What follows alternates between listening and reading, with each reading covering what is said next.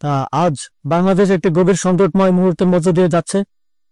এখন পর্যন্ত আমাদের প্রাপ্ত খবর অনুযায়ী আওয়ামী লীগ, ছাত্রলীগ, যুবলীগের সন্ত্রাসীরা গুলি করে কুপিয়ে প্রায় 30-এর অধিক শিক্ষার ছাত্র জনতাকে হত্যা করেছে এবং দিন শেষ হতে হতে এই সংখ্যাটা কোথায় গিয়ে দাঁড়ায় আমরা জানি না।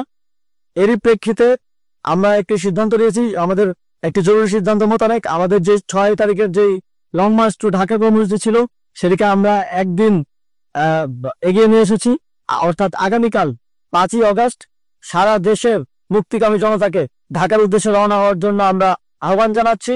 যারা পারবেন, যাদের পক্ষে সম্ভব হবে, আজ রাতেই আপনারা ঢাকার উদ্দেশ্যে রওনা হয়ে যান। আমরা আগামীকাল সারা দেশের মুক্তিকামী জনতাকে ঢাকায় আসার আহ্বান জানাচ্ছি।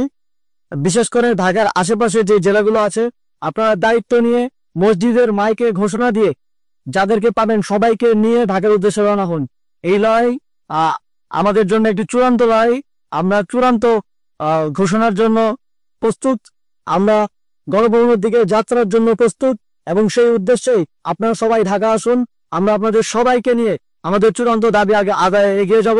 আমি জানি না সমন্বয়করা আজকে রাতে বেঁচে থাকতে পারবে কিনা, কিন্তু আপনাদের উপর আমরা এই দায়িত্ব দিচ্ছি। আপনারা সবাই নিজ দায়িত্বে ঢাকায় আসবেন আগামীকাল এবং পরশু পরিস্থিতি বিবেচনা করে পরশু গণভবনের দিকে 4 দিক থেকে আমরা রওনা হব। আমরা খুব আতঙ্কের সাথে লক্ষ্য করছি যে ছাত্রলীগ, যুবলীগ এবং আওয়ামী লীগের গুন্ডারা পুলিশের অস্ত্র দিয়ে পর্যন্ত সাধারণ জনগণের উপর হামলা করছে। কিন্তু যে সুখের খবর হচ্ছে, সারা দেশের বিভিন্ন স্থানে সেনাবাহিনী ছাত্র জনতার পক্ষে দাঁড়িয়েছে। আবার কিছু কিছু জায়গায় যেমন মিরপুর ও মোহাম্মদপুরে সেনাবাহিনী ছাত্র জনতার বিপক্ষে দাঁড়িয়ে গুলি চালাচ্ছে। আমরা সেনাবাহিনীর প্রতি আহ্বান জানাতে চাই, আপনারা এদেশের নাগরিক এবং আপনারা এদেশের নিরাপত্তার দায়িত্বে আছেন, এদেশের জনগণের যানবাহনের নিরাপত্তার দায়িত্বে আছেন। আপনারা দেশের পক্ষে এবং দেশের জনগণের জন্য কাজ করবেন। কোনো খুনি সরকারের জন্য, কোনো খুনি রাজনৈতিক দলের জন্য কাজ করবেন না। এটি এদেশের জনগণ আপনাদের থেকে প্রত্যাশা করে। আমাদের এই আন্দোলনে সম্পূর্ণ সমর্থন দিয়ে হয় নিরপেক্ষ থাকুন, অথবা এই খুনি বাহিনীকে, সরকারের খুনি বাহিনীকে প্রতিহত করুন, তাদেরকে যথাযথ শাস্তির আওতায় নিয়ে আসুন। যেই কারফিউ সরকারের পক্ষ থেকে ঘোষণা করা হয়েছে, আমরা স্পষ্টভাবে বলতে চাই, সেনাবাহিনী এই ধরনের কোনো কারফিউ বাস্তবায়নে যেন মাঠে না নামে। যদি মাঠে নামে তাহলে সেনাবাহিনী স্পষ্টভাবে অফিসিয়ালি জনতার বিরুদ্ধে দাঁড়াবে। আমরা চাই না সরকারের এই ষড়যন্ত্র সেনাবাহিনী পাদিক। সেনাবাহিনীকে জনতার বিরুদ্ধে দাঁড়ানোর যে ষড়যন্ত্র সরকার রচনা করছে সেটিতে সেনাবাহিনী পা দিবে না, এই বিশ্বাস আমরা রাখতে চাই।